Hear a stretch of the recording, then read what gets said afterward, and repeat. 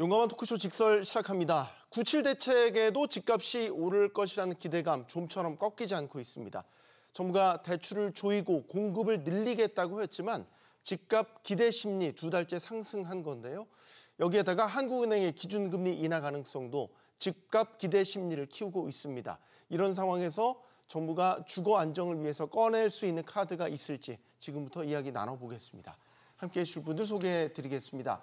한국경제산업연구원 김지은 주택연구실장, 또 한국투자증권 김규정 부동산 전문위원, NH투자증권 정보연 부동산연구위원 나오셨습니다. 안녕하십니까? 네, 안녕하세요. 안녕하세요. 용감한 토크쇼 직설은 SBS BG 뉴스 앱과 유튜브에서 실시간으로 시청하실 수 있습니다. 이 서울 아파트값 상승폭이 3주 연속 확대됐습니다. 9.7 대책이 나온 이후에도 집값의 상승폭이 확대됐다는 것. 결과론적으로만 보면 9.7 대책이 오히려 집값을 자극한 것 같다. 뭐 이런 얘기도 나오고 있습니다. 정 의원님 어떻게 보십니까? 네, 뭐 상승이나 집값의 그런 자극이라는 표현이라기보다는 네. 실은 이제 공급이기 때문에 발표되는 시점에 정책 효과가 나타나지 않고 이게 눈앞에 보여지는 시점에서 이게 효과가 나타나야 되는데 시장이 움직이는 이제 속도나 패턴이 그만큼 빨라졌던 것 같아요. 네. 그래서 6.27 대책 이후에 여름에 매매 가격 변동률 보시다시피 둔화가 계속되다가 9월 7일 날 발표 이후에 서울은 약 0.2%가량 상승을 좀 했었거든요. 네. 그러니까 시장 참여자들은 앞으로의 5년 동안 이제 국토 이용이나 이제 주택 공급에 관련된 로드맵이 어떻게 나올 건지에 대해서 일단 두 가지가 좀 빠져 있던 것 같아요. 그러니까 수요 쏠림 현상이 있는 건데 그런 선호 지역에 대해서 공급이 어떻게 늘어나겠다라는 계획이 좀 일단 담겨져 있지 않았고, 일단 핵심 내용이 5년 동안 수도권에 135만 호를 공급하겠다, 착공 기준으로. 네. 그러면 입주까지는 적어도 한 2027년, 2028년, 한 3년 동안은 지금과 같은 상황이 달라지지 않을 것이다.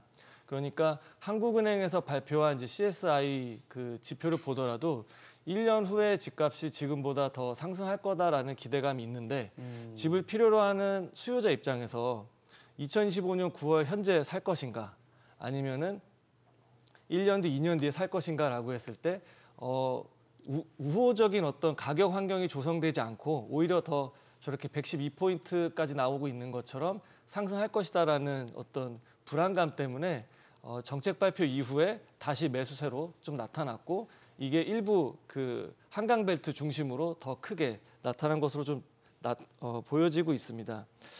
제가 좀 여기서 그 짚어보고 싶은 대목은 네. 지난 정부 이제 전 정부에서도 250만 호 플러스 알파 또는 270만 호라는 그 숫자적인 개념이 상당히 추상적이긴 한데 많은 분들한테는 이게 좀 학습 효과로 다가왔던 것 같아요. 그래서 이런 이제 숫자라기보다는 그 예전에 우리가 그 1기 신도시 때 아주 예전이긴 한데요. 분당 일산이요? 예. 네. 제가 예전에 그 토지공사에서 발간한 보고서를 보니까 그때에도 80년대에도 이제 서울의 인구가 좀 이촌양도 때문에 집중되면서 이 수요를 분산시키기 위해서 1기 신도시 발표를 했을 때 그때도 수도권 200만 호 건설했을 때도 시세는 좀 움직이지 않았었거든요. 그래서 시범단지부터 입주를 시키고 나서 본격적으로 그때 집값이 좀 안정화되는 모습을 찾기 시작했는데 저는 이번에도 이제 3기 신도시가 이제 본격적으로 공급을 앞두고 있고 이제 실행이 옮겨지는 뭐 정책 입안 끝나고 연말부터 내년 뭐 한 1분기, 2분기 그때부터 효과는 좀 나타날 것으로 좀 기대를 좀 하고 있습니다. 그래서 그 사이에 요번에 좀 담기지 않았던 공공 주도로 하되 시행을 하되 네. 민간의 이제 그 도급 건설을 어떻게 좀 참여시킬 건지 뭐 그런 인센티브라든지 아니면 많은 사람들이 좀 이런 이제 선입견을 가지고 있는 그 값싸고 품질이 좀 안 좋고 입지가 좀 떨어진다라는 인식을 어떻게 바꿀 건지에 대한 세부 시행 규칙도 더불어서 나오게 되면 정책의 어떤 후속 조치로 인해서 누적 효과는 좀 더 있을 수 있다라고 좀 긍정적으로 보여지고 있고요. 네. 지금은 어쨌든 그 공급이 좀 달리기 때문에 수요가 쏠리는 현상은 좀 어쩔 수 없는 그런 것으로 좀 판단되고 있습니다. 그 아까 아파트 매매 가격 변동률 좀 다시 한번 보여주시면 좋겠는데 그 627 대출 규제가 발표되고 나서 확연하게 이제 매매 가격 변동률이 내려가죠. 꺾이고 있다가 이제 바닥을 찍은 듯하고 이제 다시 서서히 올라가는 이런 이제 그 중간 이제 9월에 주택 공급 대책, 이재명 정부의 첫 주택 공급 대책이 나왔고 말이죠. 이렇게 되면 일단 대출 규제의 약발은 서서히 사라지는 것 같이 저 흐름만 보면 보여져요. 김기정 위원님. 네, 6월에 지금 대출 규제를 통해서 수요 억제 카드를 먼저 내놓고 9월에 후속 대책격으로 이제 공급을 늘리겠다라는 내용을 내놓은 건데 네.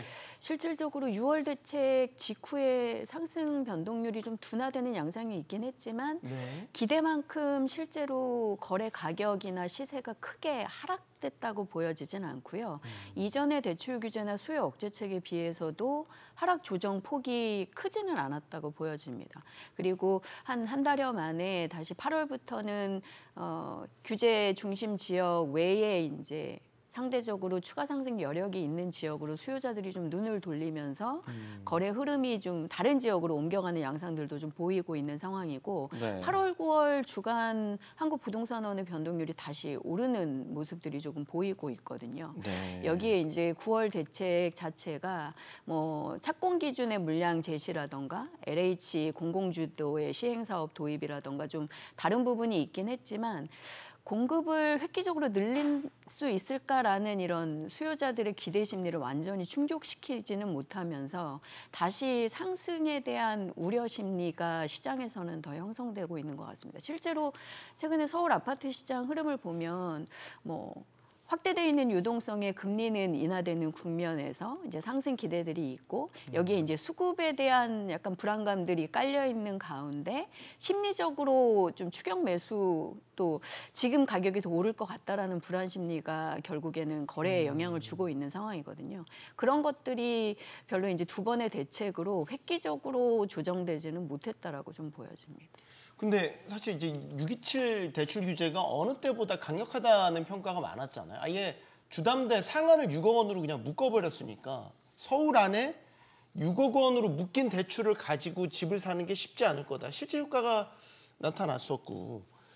근데 지금에 다시 집값이 이렇게 오르는 거는 그 강력한 대출 규제도 뚫고 넘을 만큼의 아까 말씀하셨던 불안 심리가 작용하고 있다. 이렇게 봐야 되는 건지. 그렇죠. 일단 시장에 퍼져 있는 불안 심리와 지난 한 10년여를 뒤돌아보시면 네. 정부에서 이렇게 고강도 대책이 나온 후에 연이어서 이제 가격이 상승하는 걸 저희가 두 번의 학습을 통해서 알고 있기 때문에 이번에도 이제 공급 대책이 어떤 것이 새로운 무엇인가가 있을까? 그러니까 모두가 살기 원하는 서울의 그런 대단지 아파트의 공급을 많이들 희망하셨을 텐데 그러한 신규 지정보다는 기존에 있는 3기 신도시를 먼저 사업화 착수 준공한다라는 목표를 가다 보니까 그런 기대 심리를 충족하지 못한 게 있었고 그에 따른 이제 학습 효과에 대한 불안감이 시장 전반을 지금 감싸고 있다라는 생각이 듭니다. 특히 이제 그 대출 규제를 통해서 강남이나 이런 곳에 진입은 조금 어려웠지만 아까 말씀하신 것처럼 이제 뭐 여기 뒤에도 나오지만 성동이나 마포 같이 조금 접근 가능성이 있는 지역에 대한 가격이 급등하면서 서울 지역의 전체적인 가격 상승을 이끌어냈다라는 게 그리고 그런 가격 상승이 사람들이 시장이 다시 뛰고 있구나, 더 올라갈지 모른다라는 불안감을 자극하는 근본적인 요인이 됐다라고 생각하고 있기 때문에 이렇게 양극화가 되어가고 있는 시장에서 이런 가격 상승이 일부 지역에까지 영향을 미치는 그러니까 조금 종래와는 다른 그런 가격 상승의 효과, 그런 영향이 시장에 미치고 있다라고 볼 수 있겠습니다. 최근에 오세훈 서울시장이 주택공급대책, 이재명 정부의 주택공급대책을 강도 높게 비판하는 쓴소리도 내뱉었단 말이죠. 그 골자를 보면 일단 공공이 주도해서 공급한다는 거에 대한 기본적인 불신도 깔려 있는 것 같고 핵심 지역에 공급 방안이 빠져 있다라는 부분이란 말이죠. 뭐 착공 기준이고 정확하게 어디에 뭘 주도해서 짓겠다라는 게 안 나온 그 부분을 정 의원님 네. 지적한 것 같아요. 그냥 하반기에 이거를 지금 네. 결정한다는 계획이잖아요, 정부는. 예. 그 안이 나오면 그럼 이제 확실히 안정 효과가 나타날 수 있냐? 네. 그 내용에 따라서 달라질 수는 있겠죠. 그러니까 이번에 그 9월 7일에 발표된 그 주택 공급 확대 방안을 보면서 네. 저도 이제 그런 생각들을 많이 하면서 분석을 해봤거든요. 그러니까 예를 들어서 지금 이제 9월 7일 이후로 집값 상승률이 다시금 반등하고 있는 이유가 네. 그 주요 입지에 대한 공급이 빠져 있다.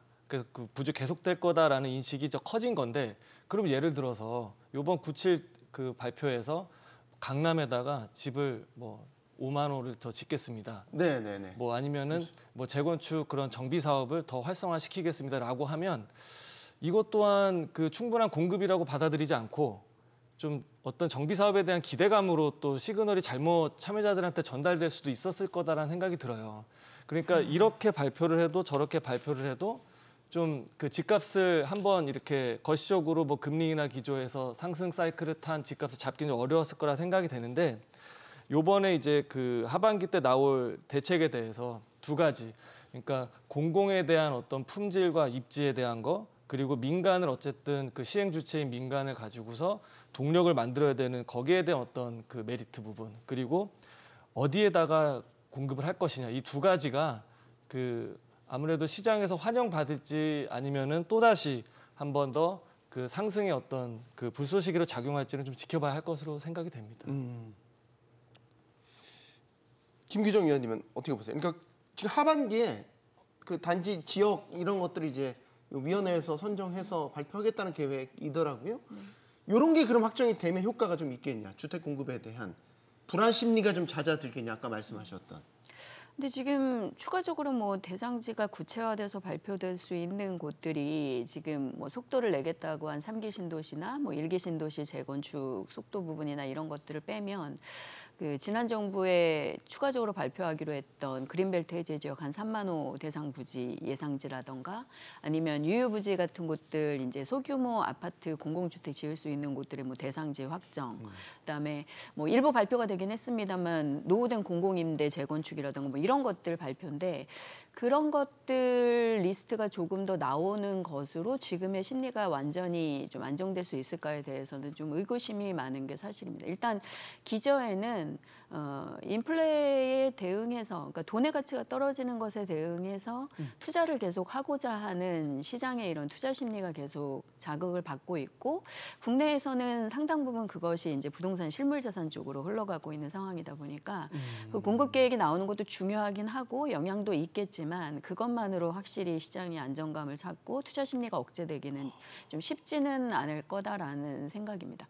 실제로 6월 대책의 그 차주별 주담대 한도 6억 같은 경우도 최근에 이제 금융권에서 나온 분석들을 보면 상반기에 서울에서 집을 사신 차주들이 평균 대출받은 금액이 한 5억대 정도가 평균이었다고 해요. 그러니까 사실은 6억 한도만으로 물론 이제 그 이상의 훨씬 비싼 주택에 높은 주담대를 받은 분들도 계시겠지만 평균적인 수준이나 이런 것들을 고려했을 때 굉장히 좀 강력한 대책이긴 했지만 실제로 그 효과가 지금 3개월 만에 거의 조금 흐지부지 되고 있는 상황들을 봤을 때는 추가적인 규제의 가능성이나 뭐 필요하다 이런 얘기들이 반복될 가능성이 좀 있다고 생각이 됩니다. 두 분 말씀 종합해 보면 사실 백약이 무효네요. 지금. 그렇죠. 부동산 시장은 항상 불안정했던 것 결국 같죠. 불가피하게 네. 일정 기간은 계속 네. 이 불안정한 공급 부족 사태로 인해서 집값이 오르는 거를 완벽하게 제어하기는 힘들 것 같은데. 그렇죠. 뭐 완벽하게 제어하기는 힘들고 이제 이 기간을 어떻게 잘 보내냐의 문제일 것 같은데, 아까 말씀하신 것처럼 627 대책에서 효과를 봤던 거는 강남 3구 일부 고가의 대출을 받을 수 있는 주택에 대한 그런 대출 규제를 통해서 어떻게 보면 급등하는 시장을 막았다는 거에는 이제 긍정적인 영향이 효과가 있었다고 있었다. 보고요. 네. 그게 이제 전반적인 서울 시장으로 볼 때는 뭐 대출 한도까지 이렇게 봤을 때는 큰 영향을 미치기에는 그렇게 쉽지 않았다. 그래서 어쨌든 강남 3구의 큰 불씨를 잠재운 이후에 잔잔한 불씨들이 이제 서울 전역에서 아직도 여전히 이렇게 잔재하고 있는 그런 상황인 것 같고요. 뭐 공급이 부족하다라는 거는 지금 누구나 지금 다 알고 있는 거고, 서울 도심 내에 공급할 지금 택지가 없는 상황에서 이런 불안 심리를 어떻게 잠재울지가 지금 정부 대책으로 지금 나와야 될 것 같은데, 네. 이런 정부 대책에서는 물론 숫자나 이런 것도 중요하지만 어떠한 그런 공급 안정에 대한 시그널을 지속적으로 정부가 주면서 이런 사람들의 그런 감정선을 조금 관리해가는 것이 정책적으로 필요하지 않은가라는 생각이 듭니다. 뭐 공급이다, 뭐 대출이다 이런 여러 가지 우리가 알고 있는 모든 대책들의 그런 효과가 점점점 감소하고 있는 상황에서 이거를 어떻게 컨트롤해서 잘 유지하고 급등 없이 급락 없이 그 시장의 안정화를 가져갈 수 있는지가 정부 대책의 가장 주요한 포인트가 아닐까 싶습니다. 예상과 좀 달리 움직였던 지역, 서울 지역 자치관에서 보면은 그 마포, 성동 이런 곳이에요. 왜냐하면 그 주담대 상한을 6억 원으로 묶었을 때 이렇게 대출 받아서 많이 샀던 지역이 마포, 성동이니까 이 지역에 타격이 있을 것이다. 근데 아니었어요. 결과적으로 보면. 그럼 왜 그러냐? 지금 토어제 얘기가 나오던데. 네. 이번 대책에 이제 국토부 장관이 토어제를 지정할 수 있게 원래 서울시가 하는 거죠. 네. 확대했잖아요. 국토부 장관도 지정할 수 있게. 그렇죠. 그래서 약간 뭐야 이거 지정하기 전에 지정 확대의 네. 신호다 해서 미리 좀 산 패닉 바잉 이런 현상이 나타난 것 때문에 그런 건지. 네. 지금 말씀하신 부분도 그 마포와 성동구 매수세에 그 일정 부분 좀 기여가 있었다고 생각이 됩니다. 네. 왜 그러냐면 그 일종의 이제 절판과 같은 거죠. 아 절판. 예. 그러니까 사실 그 서울의 평균 아파트 가격이 뭐 14억 원대고 중위가 뭐 12억 원대고 대출 규제를 6억 원으로 하게 되면은 뭐 이 15억 원부터 20억대의 아파트 주로 포진되어 있는 지역이 가장 큰 영향을 받을 것이다라고 했지만 막상 이제 뚜껑을 열어 보니까 가장 상급지라고 할 수 있는 고가 주택이 이제 강남 3구가 좀 진정세를 탔고요. 말씀해 주신 것처럼. 네. 근데 이제 토지거래 허가구역의 발표가 영향을 크게 미친 것 같아요.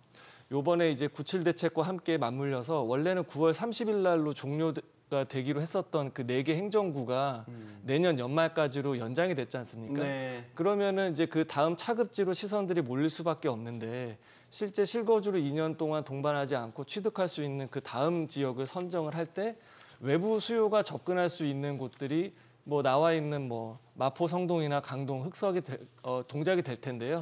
이쪽에 좀 수요가 좀 집중된 것으로 좀 보여지고 지금처럼 이렇게 똘똘한 한 채가 고착화된 어떤 이제 거래 환경 안에서 이게 좀 자산으로 좀 접근했을 때 좀 더 갈아타기 수요가 여기서 먼저 좀 반응한 것으로 생각이 됩니다. 토제 마포 성동에 묶어야 한다고 보세요? 지금 시장 상황이? 실제로 이제 제가 사무실에서 네. 이제 회사에서 고객분들 컨설팅을 하고 있다 보니까 이제 갭 투자가 가능한 서울의 거래금액 기준으로 한 15억에서 25억 정도의 아파트에 이제 컨설팅 빈도가 제일 많은데 최근에 다시 좀 늘어나는 건 사실입니다. 일단 6월 대출 규제 이후에 7월에 확실히 이제 수요자들이 관망하고 거래도 줄고 이런 것들이 뚜렷했다가 8월부터는 다시 좀 움직임도 보이고 실제로 이제 그런 걸 다시 고려하는 수요 심리 높아지면서 컨설팅이 늘어났다는 건데 이런 분들이 일단은 컨설팅을 하실 때도 주로 이제 하시는 말씀이 토호제 지정이 될 것 같은데 그 전에 갭 투자를 하려면 움직여야 되는 거 아니냐 뭐 이런 식으로 질문을 실질적으로 하고 계시거든요. 네. 현장의 중개업소들도 이제 그런 얘기들을 많이 하신다라는 지적들이 있고 그래서 실제로 이제 그 토호제 확대 가능성이나 이런 것들의 변동성이 최근에 이제 조금 거래에 일정 부분 영향을 주고 있다고 보여지는 부분이 있어서 검토할 필요는 좀 있다고 보여지고요. 실제로 강남 3구 같은 경우는 물론 실질적으로 거래 상승세가 조금 둔화되고 거래가 지금 약간 횡보하고 있는 것들이 대출 규제 영향이 크기는 합니다만 네. 기본적으로 토호제가 계속 적용되고 있다는 부분도 영향이 있어서 지금 이 주요 고가 지역의 수요 거래 흐름이 서울 전역이나 수도권으로 좀 더 확산되는 움직임이 있다면 대상 지역들의 지정 검토는 좀 필요하다고는 보여지고요. 다만 근데 그것으로 완벽하게 막을 수 있느냐에 대해서는 여전히 좀 고민이 되는 부분입니다. 실제로 토호제 지역에 이제 실거주를 고려해서 들어가시는 분들이 문제가 되는 건 갭 투자를 못 한다는 거 정도일 거라서 최근에 서울의 아파트값을 고려하면 양도세 절세 측면에서도 실거주를 일정 부분 다 하셔야 된다는 생각들을 하고 계시거든요. 네. 그래서 토호제로 완벽하게 상승세나 거래 심리나 이런 것들이 또 잡히지는 않는다는 부분이 있어서 동시에 이런 것들을 적절하게 쓰면서 아까 이제 김 의원님이 지적하신 것처럼 계속적으로 균형감 있는 공급 대책 이런 것들이 계속적으로 추진되는 흐름을 보여주는 게 현재로서는 최선의 대응 방안이 되지 않을까라고 생각을 합니다. 지금 성동 마포구 어쨌든 토지 지정에 대한 관심이 높아져 예. 있는 건 사실이란 말이죠. 네. 지정해야 된다고 필요성 그- 인식하세요? 그러게 이게 무슨 양날의 검도 아니고 뜨거운 감자도 아니고 이게 지금 물론 지정을 하면 단기적으로 효과는 물론 있죠. 근데 단기적으로 효과는 있는데 이게 또 해제가 되고 나면 급상승하는 우려가 있고 경험했지 않습니까? 예, 그리고 명확하게 경험했죠. 강남 3구를 지정하고 그다음에 또 성동 마포를 지정하고 나면 또 그 이후 지역에서 또 지금처럼 풍선 효과? 또 풍선 효과처럼 나타날 가능성이 있고 그래서 과연 토어제를 한다고 하면 어느 지역을 얼마만큼 언제 타이밍을 언제 가져가느냐가 굉장히 중요할 것 같고 그에 못지않게 해제는 과연 언제 해야 되는 것이 가장 시장에 안정적인 그런 효과를 가져오는 타이밍이 될 건가에 대한 그런 정책 간의 그런 연계성들이 더욱 중요하지 않나. 묻고 풀고는 뭐 언제든지 지금 가능하다라고 보고 어떻게 보면 지금 법안이 발의된 상태니까 이제 매수자 입장에서는 한두 달 이제 시간에 지금 텀이 있는 요 기회에 지금 갭 투자를 통해서 서울시장에 진입하자라는 계획을 많이 세우고 계신 것 같아서 어떻게 보면 또 당겨와서 가격을 높이고 또 넓혀서 또 넓히고 하는 그런 계속 상승의 그런 여지를 가져가는 이런 토어제의 그런 단점이라고 할 수 있는 그런 것과 또 뭐 단기적으로는 묶을 수 있는 상승을 억제할 수 있는 이런 것들을 어떻게 균형 있게 타이밍을 가지고 지역적으로 가져갈지에 대한 고민이 지금은 더 필요한 것 같습니다. 꼬리에 꼬리를 무는 이야기, 꼬꼬무 같다는 생각도 드는데 한국은행이 이재명 정부의 부동산 대책에 대한 냉정한 평가를 내놓은 것도 눈에 띕니다. 이런 분석을 내놨습니다. 6.27 대출 규제가 앞선 문재인 정부, 윤석열 정부의 부동산 대책보다 집값을 제한하는 데 효과가 제한적이었다. 효과가 덜했다는 얘기죠. 뭐 쉽게 얘기해서 말을 돌려 말하긴 했지만 그리고 주택시장 불안 재형될 가능성에 유의해야 된다. 꿈틀꿈틀 대고 있는 것에 대해서 한국은행도 주시하고 있다는 것을 지금 보여준 거죠. 어떻게 생각하십니까? 한은혜 평가. 많은 고민이 되는 것으로 저는 공감을 좀 하고 있습니다. 아픈 곳을 제대로 찔렀습니까? 예, 그러니까 이게 사실 결과만 놓고 보면 아직 그 정책은 후속적으로 계속 나오고 있긴 합니다만 한국은행에서 이제 언급했던 이제 전 정부의 어떤 대책보다 약했다라고 하는 의미는 아마 이제 수요 관리 측면에서 그랬던 것 같아요. 6.27 대책이 뭐 고강도의 대출 규제라고는 합니다만 예전에 이제 2019년 이제 12.16 대책 때 문재인 정부 때 했었던 그 15억 원 이상 아파트에 대한 이제 그 매매 대출을 뭐 전면 금지했던 이제 그때도 사실 그 집값의 안정이 지속되는 효과가 6개월 이상은 지속이 됐었거든요. 그리고 관련된 연구 논문들도 그렇고 그래서 요번에 6.27 대책이 발표됐을 때도 세간에서는 적어도 추석까지는 늦어도 연말까지는 어떤 안정화 시기가 있을 거고 그 사이에 좀 근본적인 어떤 처방 대책이 나왔으면 좋겠다라고 기대했었는데 네. 지금 2달밖에 안 됐 그 지속 효과가 유지가 좀 그 생각보다 길지 않다 보니까 이런 얘기가 나왔고 지금 미국부터 해서 금리는 이제 그 정책 금리 인하 사이클로 접어들었는데 다시 한번 이제 그 기준금리 인하가 그 우려가 될 수밖에 없을 것 같아요. 네. 이게 일부 지역에만 국지적으로 끝나는 것이 아니고 시장 전반에 미칠 파급력이 만만치 않기 때문에 더 이런 신중히 고민을 하는 것 같습니다. 지금 2차례 남아 있는데 그 사이에 어떤 한국은행에서는 그 금리 인하하기 위한 어떤 사전의 어떤 이제 추가적인 규제를 한번 또 이렇게 시사하는 바가 아닌가 싶습니다. 그러면 이제 다음 달에 금통위가 예정돼 있어요. 금리 결정을 하게 되는데 지금 한은혜 분석의 전반적인 취지나 의도를 이렇게 해석을 해보면 지금 시장에 나오는 건 그럼 다음 달에도 결국 집값 때문에 금리 안 내릴 건가 이제 이렇게까지 해석이 되고 있거든요. 그럼 말씀하신 대로 뭔가 추가 대책이 필요하다 이런 식으로도 해석이 되고요. 위원님.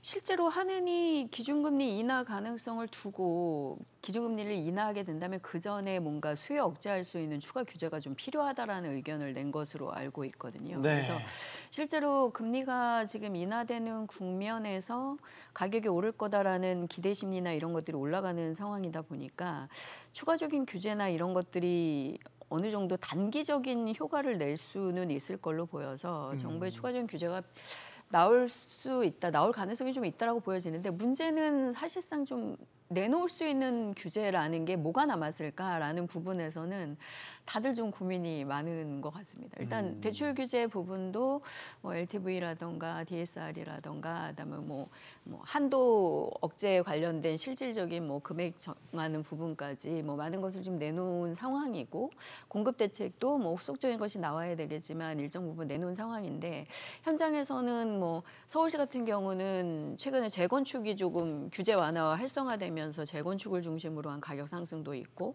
또 전반적으로 전월세 가격이 불안정해지고 임대 공급이 조금 불안정해지면서 매매 가격에 대한 상승 가능성이나 이런 것들을 계속 받쳐주고 있기도 해서 사실상 뭔가 좀 적극적인 수요 억제나 이런 것들이 일시적으로는 필요하다고 보여지는데 그런 것들 남아있는 카드가 뭐가 있을까라는 부분에서는 별 신통한 답은 지금 없는 상황이거든요. 그래요? 그래서 정부도 뭔가 좀 내놓을 수 있을 것이냐에 대해서는 사실상 좀 고민이 되고 그러다 보니까 이제 좀 쓸 수 있는 토어제나 뭐 이런 것들에 좀 더 관심이 쏠리고 있는 상황으로 보입니다. 뭐 없겠습니까? 죄송합니다. 저는 추가 일단 대책이라고 할 수 있는 게 네. 제가 지금 떠오르는 예를 들어 지금 얘기되고 있는 전세 대출에 대해서도 네. DSR 적용을 하자. 결국 빠지긴 했지만 뭐 예를 들면 이런 게 생각이 나는데 네, 일단 정부 그 정책과 좀 긴밀한 연계를 통해서 이 기준금리를 언제까지 버텨줄 수 있는지에 대한 논의가 분명히 필요할 것 같고요. 지금 미국이 금리를 인하하긴 했지만 그래도 아직까지 금리 차이가 1.75 pp 나기 때문에 버틸 여력은 조금 충분하다고 뭐 충분한지 아닌지는 제가 판단할 건 아니지만 어쨌든 조금 더 정부 정책과 긴밀하게 연계해서 버텨주는 게 그래서 수요 대책이든 어떤 정부 대책이 나올 타임을 조금 벌어주는 게 충분히 필요하다라고 보고 있고요. 네. 지금 그런 상황입니다. 예, 추가적인 뭐 규제는 어쨌든 가계부채가 증가하고 있는 상황이기 때문에 그런 관리 차원에서는 대출 규제는 필요하다라고 생각을 하고 있고요. 제가 당국 입장은 아니지만 예를 들면 대출 규제 더 예를 들면 상한을 5억으로 낮추고 전세 대출까지 DSR에 포함시키고 뭐 이런 정말 군사 작전을 방불케 하는 이런 식의 강력한 조치는 어때요? 뭐 강력한 조치가 충분히 가능하죠. 그래서 뭐 전세 대출에 대한 DSR 포함 여부는 계속 좀 이렇게 여론을 좀 형성해서 왔고요. 그리고 뭐 금액을 한도를 캡을 씌우는 거는 6.27 대책 이후에 또 나올지는 모르겠습니다만 요번에 이제 나왔던 내용 중에 LTV를 규제 지역 같은 경우에 50에서 40%로 낮췄잖아요. 네네. 그래서 많은 분들이 이미 6억에 다 걸리는데 LTV를 하향하는 게 무슨 의미가 있을까 했는데 지금 지정되어 있는 규제 지역 4개 행정구를 제외한 나머지 구에다가 예를 들면 조정지역이거나 투기과열지구를 확대를 하게 되면 네. 그때는 얘기가 좀 달라질 수 있거든요. 그러니까 앞서 뭐 위원님 말씀해 주신 뭐 토어구역도 있지만 예전에 있었던 뭐 조정지역이거나 투기과열지구의 확대도 좀 있을 가능성도 좀 있고요. 예, 뭐 다른 그리고 마지막에는 사실 이제 세금이라고 하는 세제는 마지막에 좀 쓸 것으로 생각이 됩니다. 아직은 세제 카드는 지금 네, 이재명 정부에서 예. 본격적으로 꺼내들진 않고 있죠. 예. 그러네요. 세제 카드가 남아 근데 있었는데. 뭐 현장에서는 이미 내년 이제 5월 9일까지 유예되고 있는 다주택자 양도세 중과 부분도 자연스럽게 일몰시키면서 이제 부활할 거다라는 예상들을 많이 하고 계시고 뭐 단기간 보유세라든가 이런 부분 직접 건드릴 가능성이 많지는 않을 것 같다라고 하시면서도 다 세금이 늘어나는 부분에 대해서는 어느 정도 다 대비들을 하기 시작했다라고 좀 보여지는 측면이 있습니다. 그래서 결국엔 최종적으로 뭐 시장에 강력한 변동성이 계속 제어되지 않는다면 세제 카드를 검토할 수밖에 없기는 하고 제일 강력한 효과를 내긴 할 텐데 그 부분 역시 이제 어느 정도 이미 수요 시장에 좀 반영이 된 부분들이 있어서 좀 고민이 되는 것은 있고요. 일단 뭐 규제 확대가 능사는 아니지만 지금 기준금리 인하가 어쨌든 경기의 침체를 좀 타개하는 부분, 저희 이제 소비나 이런 것들 내수 등에서 이제 불안정한 부분들을 좀 활성화하기 위해서는 어느 정도 계속 고민이 되는 상황인데 아까 말씀하신 것처럼 가계부채 문제나 부동산 시장의 불안 우려 때문에 네. 사실상 좀 계속 억제를 하고 있는 부분도 있어서 지적하신 것처럼 이걸 계속적으로 저희가 동결할 수 있을 거냐 이런 고민들은 있는 거잖아요. 그래서 그런 부분들을 고려한다면 기준금리 인하 시점에 맞춰서 저희가 지금 동시적으로 추진할 수 있는 여러 가지 수요 억제나 공급이나 이런 것들이 계속적으로 추진되는 것들을 어쨌든 계속 시그널을 주는 게 제일 기본적인 방편이다라고 생각을 하고요. 실제로 이제 시장에서 지금 조금 더 고민이 되는 부분은 저희가 이제 수요 억제 등을 통해서 매매 상승이나 이런 거를 좀 잡는 부분이 있기는 하지만 최근에 현장에서 이제 뭐 월세화의 가속이라던가 실제로 전세 대출 자체도 최근에 좀 쉽지는 않아서 전세 계약 자체도 요즘에는 뭐 매수자들이 대출이 좀 잘 되지 않아서 어쩔 수 없이 월세를 선택하거나 이런 것들도 늘어나고 있는 이런 큰 변화의 흐름들도 있어서 월세 가격 상승, 임대료, 그러니까 주거 비용 증가 이런 것들이 결국에는 이제 서민 시장에 미치는 이런 것들도 내부적으로는 굉장히 중요한 문제로 지적이 되고 있거든요. 네. 그래서 매매 시장의 거래나 가격 흐름을 조금 억제하는 것과 동시에 지금 임대 시장의 불안정이나 이런 것들을 좀 앞으로 보전할 수 있는 대책들 이런 것들이 좀 동시에 필요합니다. 그래서 지금 공급 대책에서도 뭐 여러 가지 다 필요한데 뭐 한강변을 중심으로 한 재건축 민간 좀 고급 대단지 브랜드 아파트들의 공급뿐만 아니라 이제 비강남권이나 한강벨트가 아닌 지역에서도 좀 저희가 최근에 추진하지 못했던 뭐 과거 뉴타운 사업 같은 최근에는 대부분 해제가 돼버려서 진행이 없지만 이런 정비사업 같은 외곽 지역의 대단지 아파트 공급이라던가 임대주택 공급이라던가 이런 것들이 유형별로 계속 균형감 있게 공급되는 것들이 좀 필요하거든요. 그래서 한 가지만 이렇게 집중해서 뭔가 대책을 낸다고 지금 안정화될 수 있는 상황은 아니기 때문에 그런 것들이 동시에 균형감 있게 정책적으로 대응이 좀 돼야 될 것 같습니다. 이재명 대통령이 100일 취임 기자회견에서 부동산 대책과 관련해서 시작에 불과하다. 계속 대책을 내놓을 수 있다라는 입장을 나타냈죠. 세제 부분은 차후에 다시 한번 저희가 짚어보도록 하겠습니다. 지금 그 서울로 새로 이제 들어서는 입주 물량 같은 게 정말 많이 줄었나요? 이게 보니까 서울의 경우에는 새 아파트 입주 물량이 10월 기준인데 46가구밖에 안 된다고 하네요. 네. 그러니까 지금 이 정도면 거의 씨가 마른 거 아닙니까? 예. 입주 물량 기준으로 보면? 그렇죠. 입주 물량까지 지금 급감하고 있다 보니까 더 이상 이제 아파트를 살 기회가 없을 수 있다라는 매수 심리를 자극하는 그 원인이 되고 있습니다. 우리가 좀 구분지어야 될 건 분양과 입주는 입주는 이제 분양 받은 다음에 네. 입주하는 기준으로 한 이거는 3년 정도 걸리죠. 예, 분양 그러니까 3년이니까. 이건 바로 지금 체감이 되는. 이게 지금 입주 물량이니까 바로 이제 들어가야 되는 물량인데 이게 네. 지금 뭐 말씀하신 것처럼 지금 10월에 입주 물량이 46가구밖에 안 된다고 하고 그 후에도 지금 공급 물량이 상대적으로 굉장히 급감하고 있어서 지금 그런 것들에 대한 그 소비자들 시장에서의 반응도 굉장히 지금 우려가 커지고 있는 상황입니다. 그러니까 신규 아파트 공급도 없고 재건축 재개발도 어려운 상황에서 이제 아파트 가격이 추가로 상승하는 구축 아파트의 상승의 우려가 있다 보니까 네. 빨리 지금 시장에 진입해야 되겠다라는 그런 의견들이 많다고 보시면 될 것 같습니다. 수도권 입주 물량 지금 그래프로 나오는데 네. 10월에 확연히 줄었네요. 정 의원님, 10월에 원래 비수기라서 저런 겁니까? 계절성이 있는 겁니까? 지금 구조적으로 혹은 만성적으로 지금 입주 물량이 계속 줄어드는 예, 추세에 있는 겁니까? 저는 약간 추세라고 생각이 되고요. 지금 이제 10월에 올수록 급감을 하고 있지 않습니까? 그 아까 이제 앵커님 바로 짚어주신 것처럼 착공을 하게 되고 보통 이제 건축 소요 기간 3년 이후에 입주로 돌아오지 않습니까? 그럼 이제 2025년 9월, 10월에서 3년 전으로 우리가 회귀해 볼 필요가 있을 것 같아요. 저게 3년 전에 이제 분양을 한. 3년 전에 착공이나 그렇게 착공이나 되겠죠. 우리 예. 선분양 제도니까. 그렇죠. 대부분. 네. 그러면 3년 전에 어떤 일이 있었냐면 이제 2022년 이제 그 여름 접어들면서부터 이제 금리가 급격하게 올라가기 시작했죠. 그러네요. 그러면서 이제 뭐 레고랜드 사태부터 해서 이제 신용 리스크가 커졌던 이제 그런 시기에 인허가까지는 받아놓고 착공에 옮기지 않았던 이제 공급이 되게 많았고요. 그러니까 사실 부메랑처럼 3년이라고 하는 그 시간 이후에 입주 물량 감소는 이제 예견이 됐었던 상황입니다.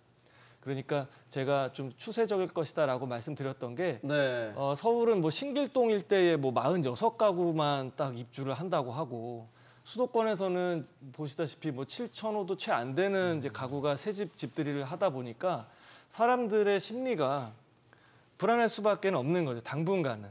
그러니까 이제 처음에 이제 모두에 말씀드렸던 이제 공급 대책이 당장의 어떤 이제 효능이 보여지지 않는 지점도 바로 저기서 나타날 수가 있다라고 좀 생각이 됩니다. 우리가 시간을 그래서 3년 전으로 다 되돌려서 생각해 봐야 되면 네. 3년. 공급 물량의 본격적인 그 부족은 지금 냉정히 지금 이제 시작 아닌가요? 그렇죠. 그러니까 우리가 2022 그때 레고랜드 네. 사태 터지고 건설 경기 확 죽고 금리 올라가고 그렇죠. PFC 그게 2022년, 2021년까지가 정점이었고. 예. 그리고 그때부터 이제 싹 건설 경기가 줄면서 착공도 많이 줄었고 네. 했다면 그 여파가 3년 뒤인 이제 2025년 지금부터 막 예, 그래서 나타난다. 지금부터 예, 내년, 내후년 입주 물량은 더 감소를 하죠. 그러면 내년, 내후년 계속 공급 부족을 만성적으로 우리가 경험해야 된다는 얘기인데 김규정 위원님. 그러면 공급 부족에 따른 집값 상승을 웬만한 대책으로는 제어하기가 쉽지 않아 보이는데요. 어차피 지금 저희가 내놓고 있는 공급 대책이 뭐 공기가 짧은 비아파트 유형이다 하더라도 1년 정도는 뭔가 공급 시간이 필요한 상황이니까 시차가 약간 있기도 하고 그 공급 증가 계획이나 이런 것들이 실현되면서 나타나는 효과를 내기에는 좀 시간이 어차피 걸리기는 해요. 그래서 당장 이거를 딱 아기를 딱 맞게 맞춰서 뭐 공급이 부족하니까 다음 달부터 어떻게 공급 이렇게 할 수 있는 건 아닌데 그럼에도 불구하고 계속적인 안정성을 위해서는 지금 공급이나 이런 것들이 필요한 거고 서울 자체만의 연간 아파트 입주량으로 보면 사실 올해는 연평균 입주량보다 그렇게 부족하진 않아요. 4만 원대 그래요? 정도 입주를 하니까. 근데 다만 경기 인천을 포함한 수도권 전체적으로는 아파트 입주량이 계속 연간 추세적으로 줄고 있는 형국인 거고 네. 서울 같은 경우에 내년부터 26년, 28년 정도까지의 좀 주요한 요지의 대단지 아파트 공급 물량이 제한적이기는 합니다. 그래서 그런 부분들이 영향을 미칠 수밖에 없어서 그런 것들을 단기적으로 조금 보완할 수 있는 좀 빠른 시일 내에 공급이 가능한 그런 유형들의 주택 공급도 아파트나 택지 개발 못지않게 동시에 좀 실현이 돼야 되는 부분들이 있고요. 네. 일단 시장에서는 최근에 저희가 이제 여러 가지 뭐 세제 변화라든가 대출 규제라든가 이런 것들에 따라서 뭐 다주택 투자도 좀 제어가 되고 있고 또 실거주 위주의 주택 구매나 이런 전략들을 쓰시다 보니까 시장에서 이제 뭐 전세나 이런 것들로 공급되는 아파트 물량 이런 것들이 좀 부족한 게 사실이기는 하고 아파트 같은 경우는 지금 과거에 있던 임대사업자 신규 등록이나 이런 것도 하지 않기 때문에 전체적으로 자가 보유율도 떨어지고 있는데 이제 투자자들의 아파트 유형의 전세 월세 공급이나 이런 것들도 좀 계속 제한되는 부분들이 있어서 이런 공동주택이나 인프라가 갖춰진 주택 환경을 원하는 실거주자들이 원하는 유형의 이런 상품들을 어떻게 좀 조기에 공급을 할 수 있을 거냐. 그리고 그 시간을 버는 동안 뭐 3기 신도시라든가 이런 좀 대단히 아파트 지구들의 개발 계획을 실현해낼 수 있을 거냐. 뭐 이런 것들이 동시다발적으로 지금 다 구현이 되는 상황이라고 봐야 될 것 같습니다. 최근에 오세훈 서울시장이 부동산 주택 공급과 관련해서 독자적인 행보를 계속해서 보이고 있어요. 얼마 전에는 미아 2구역 현장을 찾았죠. 그 재정비 촉진 사업, 뭐 재건축 재개발이죠. 규제 철폐 1호 대상지로 이 강북 미아 2 재정비 촉진 구역을 선정을 했고요. 자, 모든 행정력을 집중 지원해서 더 이상의 사업 지원이 없도록 하겠다. 강력한 메시지를 냈습니다. 일단 서울시가 이렇게 움직인다는 건 서울시 안에 지금 제동이 걸려있는 각종 재개발, 재건축에 속도를 붙이겠다 이걸로 해석이 되는데 네. 어떻게 평가하십니까? 네. 그러니까 사실 그 재건축이나 이제 재개발처럼 정비 사업은 이해관계도 많고 행정 절차도 좀 복잡해서 시간이 많이 소요되지 않습니까?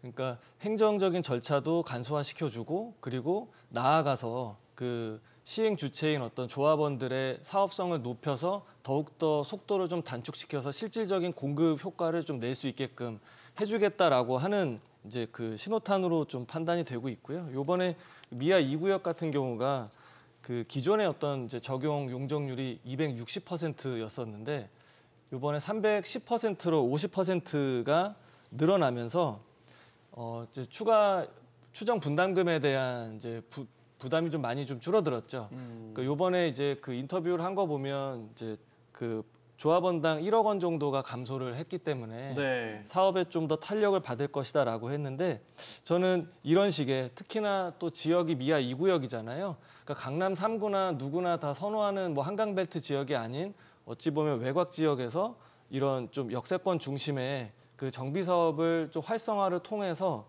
그 앞으로의 어떤 서울시가 나아갈 만한 어떤 그 도시의 미래도시 모습을 제공함과 동시에 공급 효과를 낼 수 있는 모습은 아주 바람직하다라고 생각이 됩니다. 그래서 이런 선례가 좀 잘 나오게 되면 다른 지역에서도 벤치마크를 하려고 하는 모습들도 많아질 것이고요. 꼭 특정 지역에만 좀 수요가 몰리고 사업 진행 속도가 나는 게 아니라 외곽 지역에서도 이런 재건축 재개발이 그 좋은 모델로서 자리매김할 수 있을 것이라고 생각이 됩니다. 네, 실장님. 네. 지금 서울시의 계획은 내년 중반까지 31만 가구 공급 물량을 확보하겠다. 네. 되게 서울시 차원에서 야심찬 계획인 것 같아요. 상당히 그렇죠. 그 주택 공급에 사활을 거는 듯한. 그렇죠. 정부에서 공급하겠다고 하는 것보다 서울시에서 공급하겠다고 하는 게 서울시 내에 공급이 직접 되기 때문에 되게 공격적인 체감하는 목표 물량은 같은데. 굉장히 공격적이라고 보시면 되겠고요. 지금 뭐 보시는 대로 오세훈 서울시장이 뭐 신통계획이나 모아타운, 뭐 역세권 중공업 지역, 뭐 민간 참여형 등 해서 서울시 내에 지금 굉장히 아주 적극적으로 공급을 확대하려고 하고 있는 상황입니다. 그래서 이러한 것에 대해서는 뭐 전폭적으로 지지를 해야 된다라고 지원을 해야 된다라고 생각하고요. 근데 혹시나 이제 이것이 너무 선심성처럼 이제 그 뭐 내년 또 대선도 있다 보니까 그런 표를 의식한 것이 대선이 아니고? 대선이 아닙니다. 네. 아닙니다. 나중에 대선에 지방자치단체 선거. 네, 네. 지자체 선거. 지방선거입니다. 네네네. 네. 지자체 선거랑 뭐 나중에 대선까지 지금 뭐 생각을 하고 있을 수도 있어서 이러한 그 건설 정책의 그런 어떤 실적이 본인의 그런 치적으로만 가지 않게 서울시 내 균형을 가지고 공급을 할 수 있는 그런 것들이 지금 현재로선 필요하지 않을까 싶습니다. 그리고 이제 뭐 아까 사업비 말씀하셨는데 재개발 같은 경우에는 기반 시설이나 이런 것까지 추가적으로 지금 사업비에 들어가기 때문에 조금 사업비 부담이 커지는 그런 경우도 있어서 이런 사업비를 어떻게 줄여줄 수 있는가에 대한 것들에 대한 고민도 더 필요할 것 같고요. 그리고 뭐 강남 3구 같은 경우에는 부담금이 높아도 그런 사업에 대한 우려가 거의 없다라고 보시면 되겠지만 이렇게 외곽에 있는 재개발 지역에 대한 그런 네. 공급을 위해서는 사업성 확보를 위해서 여러 가지 규제를 조금 완화해서 사업의 속도를 내주고 금융 비용도 줄여주는 그런 것들이 필요하다라고 볼 수 있겠습니다. 그 오세훈 시장이 토론회 참석해 한 주제가 신속통합기획 무엇을 바꾸었답니다. 그러니까 서울시가 내걸은 재건축 재개발의 속도전 신속통합기획이 대표적인 건데 성과가 있었다고 보시는지요? 주요 정비구역의 지정이나 초기 단계에는 확실히 좀 기여도가 있습니다. 그래서 네. 실제로 서울시에서 신통계획을 통해서 이제 사업 기간의 단축이나 이런 거를 통해서 한강변의 지금 재건축 사업장이나 주요 구역들이 신통계획을 통해서 이제 재건축을 하는 걸로 확정을 하면서 속도를 낸 곳들이 많아서 그 효과에 대해서 이제 평가를 하고 있는데 네. 동시에 또 그것에 대한 평가가 박한 것도 동시에 나오고 있기는 해요. 왜냐하면 신통기획을 통해서 초반 속도가 높아진 곳들이 많지만 결국에는 실제로 이제 사업 계획의 확정이라던가 뭐 관리 처분이나 이런 주요한 단계들을 거치면서는 다시 좀 줄어들었던 기간들이 다시 좀 지연이 되거나 이런 곳들도 사실 일부 있는 상황이고 전체적으로 사업성 자체의 변화나 이런 것들을 주지 못하면 결국에는 사업을 하지 못하는 곳들도 여전히 신통계획 하에서도 있는 상황이다 보니까 이게 좀 뭐 허울뿐이다라는 좀 박한 평가도 있는 것 같기는 합니다. 근데 어쨌든 그걸 통해서 최근에 속도가 좀 늘어난 부분이 있고 다만 신통계획 등을 통해서 최근에 서울시의 재건축 사업 속도가 좀 높아지면서 해당 재건축 사업장들 주변에 이제 토지 가격이나 아파트 가격들은 굉장히 많이 오른 측면이 또 있습니다. 결국엔 이제 좀 일종의 또 부작용처럼 정비 사업들을 하면서 가격이 오르는 부분들도 있어서 좀 주의를 할 부분들은 있고요. 실제로 시장에서 뭐 한강변이라던가 뭐 대치동이라던가 목동이라던가 여의도라던가 이제 좀 재건축을 해서 고급 아파트가 공급이 되고 그런 지역에 살고 싶다라는 지역들이 좀 있긴 하지만 모든 수요자들이나 주택이 필요하신 분들이 그 가격을 다 감당할 수 있는 것은 아니어서 아까 잠깐 살펴보신 것처럼 과거에 이제 좀 한참 공급 효과를 냈었던 뉴타운이나 재정비 촉진지구 같은 것처럼 비강남권이나 비아파트 지구의 주거 인프라를 계산하면서 공동주택을 공급할 수 있는 사업들이 다시 좀 검토될 필요는 있다고 보여지고요. 아까 말씀하신 미아구역 같은 것들이 그런 시발점이나 단초가 될 수도 있을 것 같습니다. 알겠습니다.